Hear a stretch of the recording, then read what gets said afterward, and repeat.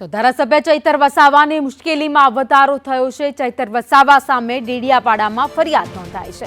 હોટલના મેનેજરને મારવાનો ગુનો દાખલ કરાયો છે। ધારાસભ્ય ચૈતર વસાવા સહિત 7 સામે ફરિયાદ દાખલ કરાઈ છે। હોટેલમાં જમ્યા બાદ પૈસા માંગતા મારવામાં આવ્યો। મેનેજરે બિલ પેટે 1,28,000 માંગ્યા હતા, જેને લઈને મારવામાં આવ્યો હતો। ધારાસભ્ય ચૈતર વસાવાએ આક્ષેપોને નકારી દીધા છે। મારી વિરુદ્ધ મને બદનામ કરવાનું ષડયંત્ર રચવામાં આવી રહ્યું છે। અગાઉ વન કર્મચારીને મારતા ફરિયાદ નોંધાઈ હતી।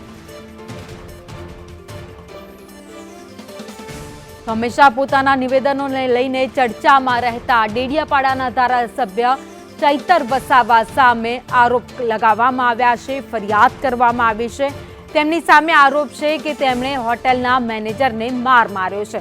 હોટલમાં જમવા માટે ગયા હતા અને તે દરમિયાન મેનેજર તરફથી બિલ માંગવામાં આવ્યું હતું અને બિલની રકમ હતી 1,28,000। જ્યાં મોટી રકમ હતી તે માંગવામાં આવી હતી અને માંગતા જ ચૈતર વસાવા ગુસ્સે થયા અને મેનેજરને માર્યો હોવાની વિગતો સામે આવી છે। જો કે સમગ્ર મામલે ફરિયાદ તો નોંધાઈ છે, પરંતુ આ પહેલી વાર નહીં કે ચૈતર વસાવા પર આવા આક્ષેપ લાગ્યા હોય। જો કે અગાઉ પણ તેમની સામે ફરિયાદ દાખલ થઈ હતી। વધુ અપડેટ સાથે સંવાદદાતા નરેન્દ્ર પેપરવાલા અમારી સાથે જોડાયા છે। નરેન્દ્ર, ચૈતર વસાવા સામે વધુ એક ફરિયાદ।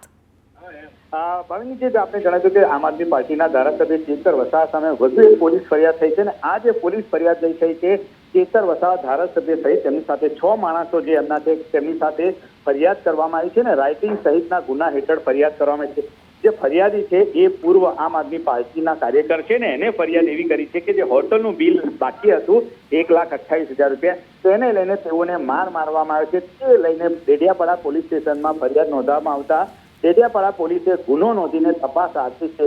ત્યારે બીજી એવી કહી શકાય કે આમ આદમી પાર્ટીના ધારાસભ્ય ચૈતર વસાવા સામે આ જે ગુનો નોંધાતા હાલમાં રાજકીય હડકંપ પણ મચી જવા પામે છે। ઉલ્લેખનીય છે કે 2 દિવસ પહેલા જ્યારે આ ફરિયાદ લેખિત આવી હતી એસપી કચેરી, ત્યારે ધારાસભ્ય ચૈતર વસાવાએ સામે પણ ફરિયાદ આપી હતી આ જે ફરિયાદી છે તેની સામે કે પૈસાનું ચૂકવણું થઈ ગયું છે ને તેઓ મને ફોન પર ગાડી બોલ્યા હતા તેવું એમને કહ્યું હતું। પરંતુ આખરે જ્યારે પોલીસે ફરિયાદી જે છે એની ફરિયાદ લેતા શાંતિલાલભાઈ વસાવાની મામલો રાજકીય પણ બની જશે તેવું લાગી રહ્યું છે। આભાર માહિતી માટે।